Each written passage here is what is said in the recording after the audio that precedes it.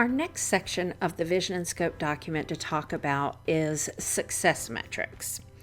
So, what are success metrics? Success metrics are how do we know a project was successful, that we accomplished what we wanted to accomplish. Success metric is not just a vague statement of something we want to do. It's an actual measurable, quantifiable thing, and it also has to be attainable. So think of them as something that has to be able to be tracked or confirmed. So data that can be obtained but is not made up. So for instance, if calls being reduced by 20% can only be obtained if the person's organization is tracking the number of calls coming in and they're not tracking them, then that's not something that you're able to put in there, even though that's what you want. You want calls to be reduced by 20%. But how do you know what that is if you're not tracking calls today? So you have no way of knowing if you're going to reduce it by 20% if you have no way to track that. So it has to be something that you're able to track. So make sure that when the success metrics are being added here, they're things that can be known. And the best way to accomplish that is to ask the question of the stakeholder that is giving you the success metrics, or if you're documenting them, then make sure that there is a way to track those things and verify them rather than just saying this sounds like a good success metric, because it very well may be a good one, but there's no way to confirm it. So let's go ahead and take a look at some success metrics that we have for this project that we've already looked at the background, the business opportunity, and the business objectives for, and let's talk about these success metrics.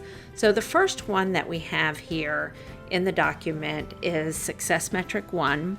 At time of initial launch, the North America region will have one website used by all customers and prospective customers. So there's one thing here that I feel like stated a little bit. So when we say at the time of initial launch, that's great because we don't know yet when this is going to launch. We're just doing the vision and scope.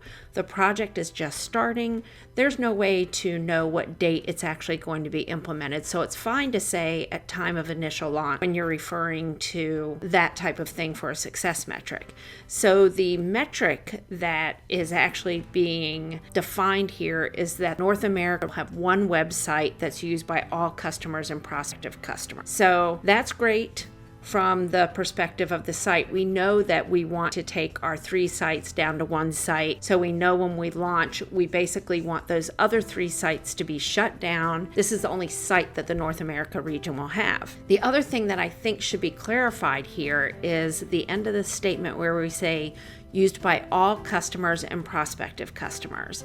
We know that we have other global regions outside of North America. So this could be a little bit more detailed if we said used by all North America customers and prospective customers. Just to clarify that we don't expect all global regions customers to use our North America site. We only expect that to be used by North America customers. Our next one is SM2, which says within 12 months of initial launch, all regions will have one website per region. So this is a good way of putting this because, again, remember, we don't know when we're going to launch North America. We just know that North America is going to be the first one launched. It's okay to say that within a time frame from the initial launch, we want all launches complete, as long as you're not dictating when that initial launch is.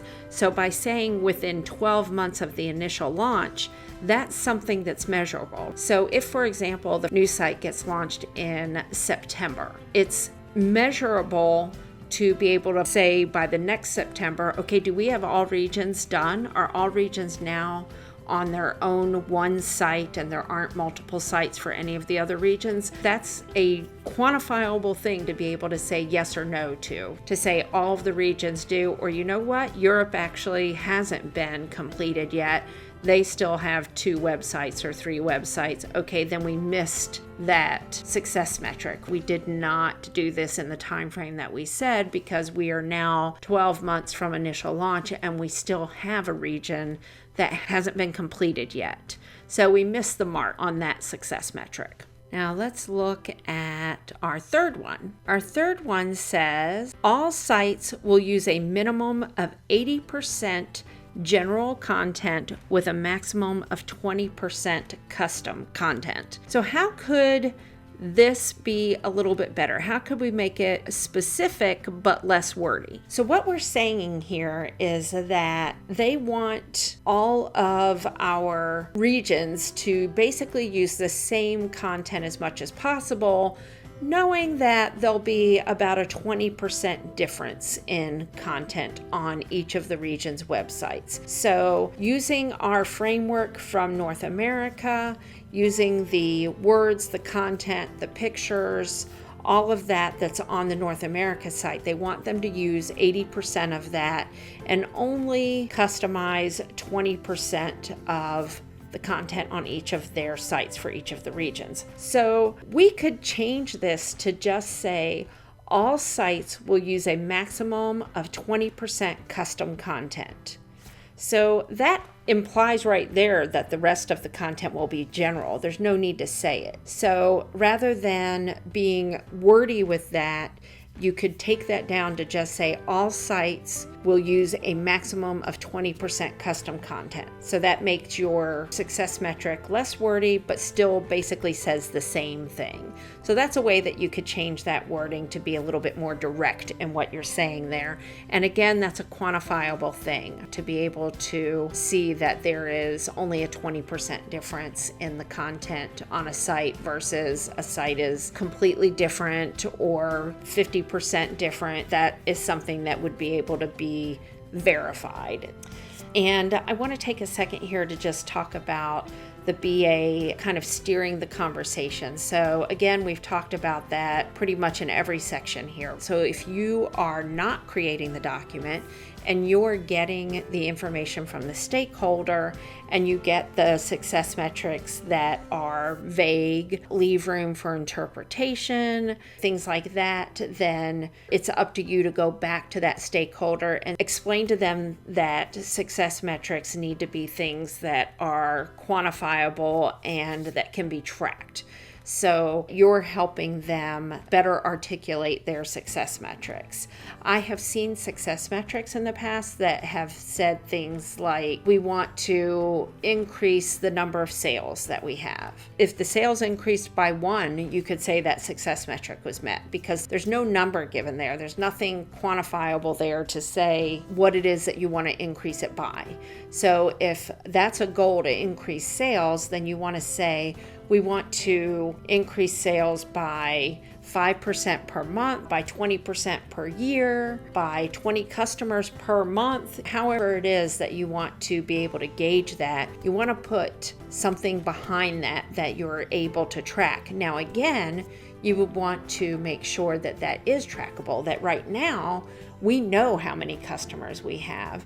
So this goes back to the thing I was saying earlier about when you get success metrics, the other thing that you want to do is ask that stakeholder about those. So if you got one that said, we want to increase our customer base by 20% in the next 12 months, that is a really good success metric. It tells you the time frame and it tells you the percentage.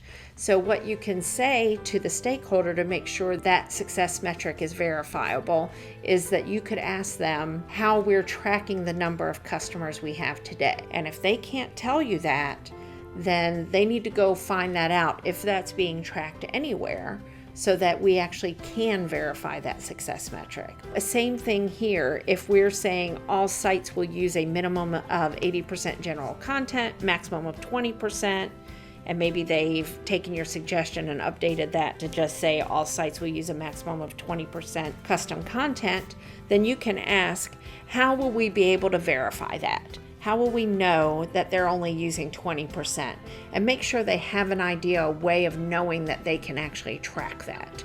So that is a combination of you looking at the success metrics that you were given and notating where things are too vague, and then helping them with rewording those things and coming up with something that's more verifiable. And then also checking with them to make sure that there is in fact actually a way to verify those things.